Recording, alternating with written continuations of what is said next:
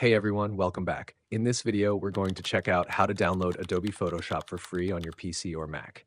If you're new here, hit that subscribe button for more helpful tutorials. I'll show you the steps one by one and I'll keep it simple. Let's get started. Step 1. Click the link in the description below.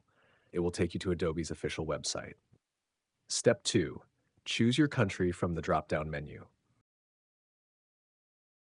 Then click on Start Free Trial. Step 3. You'll see 3 plan options: individual, business, and students and teachers. If you're using it on a single device, go with the individual plan. This gives you a 14-day free trial of Photoshop and also a 30-day free trial of Adobe Stock.